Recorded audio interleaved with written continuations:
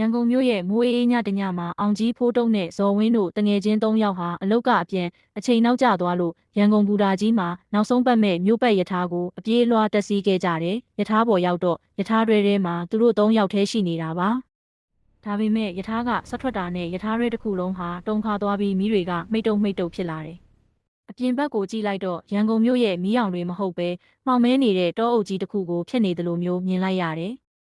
ရုတ်တရက်ရထားတွဲရဲ့အဆုံးမှာလူတစ်ယောက်ထိုင်နေတာကိုသူတို့သတိထားမိလိုက်တယ်။အဲ့ဒီလူကရှေးဟောင်းစစ်ဝတ်စုံဝတ်ထားပြီးခေါင်းငုံကစာအုပ်တအုပ်ကိုဖတ်နေတယ်။သူ့ရဲ့ဘေးမှာတော့သွေးစွန်းနေတဲ့တစ်တာအိုကြီးတစ်လုံးရှိနေပါတယ်။အောင်ကြီးကသူ့ရဲ့လက်ပတ်နာရီကိုကြည့်လိုက်တဲ့အခါနာရီလက်တံတွေကနောက်ပြန်လည်နေတာကိုတွေ့လိုက်ရတယ်။ဖိုးတုတ်ကဘူတာနာမည်ကိုကြည့်လိုက်တော့သူတို့မသိတဲ့တေမင်းတရားဆိုတဲ့ဘူတာနာမည်ကိုမြင်လိုက်ရတဲ့အခါ၃ယောက်သားကြောချမ်းသွားကြပါတော့တယ်။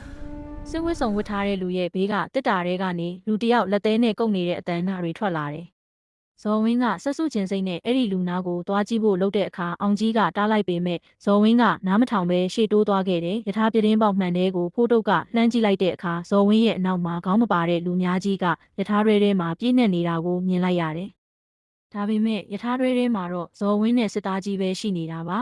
။ရုတ်တရက်ရထားတွဲတကားပွင့်သွားပြီးလက်မစစ်တယောက်ဝင်လာတယ်။သူ့ရဲ့မျက်နှာကအရေပြားတွေကွာကျနေပြီးမျက်လုံးတွေကဟောက်ပတ်ကြီးပါသူကလက်မှတ်ပြပါလက်မှတ်မရှိရင်ဒီရထားပေါ်ကဆင်းလို့မရဘူးလို့အရှရှအတန်ကြီးနဲ့ပြောလိုက်တယ်သူတို့မှလက်မှတ်မရှိဘူးလို့ပြောတဲ့အခါလက်မှတ်စစ်ကလက်မှတ်မရှိရင်မင်းတို့ရဲ့လက်သေးတစ်ဖက်ကိုပေးရမယ်လို့ပြောလိုက်တယ်ဇော်ဝင်းကကြောက်လန့်တကြားနဲ့ထွက်ပြေးဖို့စူးစမ်းပေမဲ့ရထားတွဲတကားတွေကပိတ်နေခဲ့တယ်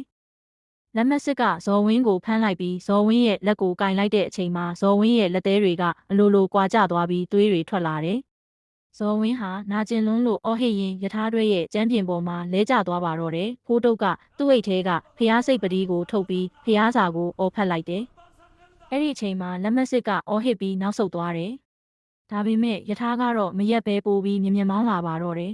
။စာဖတ်နေတဲ့စစ်သားကြီးကပထမဆုံးအကြိမ်ခေါင်းမော်လာတယ်သူ့မျက်နှာကလုံးဝပုတ်ပွားနေပြီးသူကဒီရထားကတေဆုံးသွားတဲ့ဝိညာဉ်တွေကိုပို့ဆောင်တဲ့ရထားမင်းတို့မှားတက်မိပြီလို့ပြောလိုက်ပြီးသူ့ရဲ့တစ်တာကိုဖွင့်လိုက်တယ်တစ်တာထဲမှာတွေ့လိုက်ရတာကအောင်ကြီးဖိုးတုံးနဲ့ဇော်ဝင်းတို့ရဲ့ဓာတ်ပုံတွေပါပဲဒါပေမဲ့ဓာတ်ပုံထဲမှာသူတို့၃ယောက်စလုံးကသွေးရိုင်ထဲမှာလဲနေတာကိုတွေ့လိုက်ရတဲ့အခါသူတို့ဟာတကယ်တော့ရထားစီးရင်မတော်တဆမှုဖြစ်ခဲ့ကြပြီဆိုတာကိုရိပ်မိလာကြတယ်တကယ်တော့သူတို့၃ယောက်ဟာယထာစီးဖို့ပြေးတက်ရင်ခြေချော်ပြီးယထာအောက်ကိုရောက်သွားခဲ့ကြတာပါ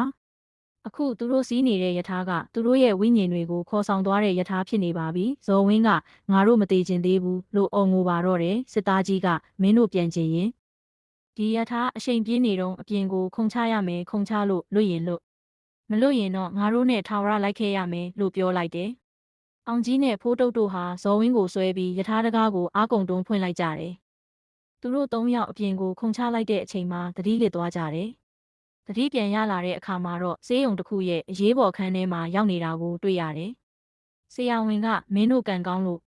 ယထာအောက်ရောက်ခါနီးမှာတစုံတစ်ယောက်ကဆွဲတင်လိုက်တယ်လို့မျိုးလွတ်လာတာလို့ပြောတယ်။ဒါပေမဲ့ထူးဆန်းတာကသူတို့၃ယောက်လုံးရဲ့လက်သေးတစ်ဖက်စီကတော့တကယ်ပဲကွာကျပျောက်ဆုံးနေခဲ့ပါပြီ။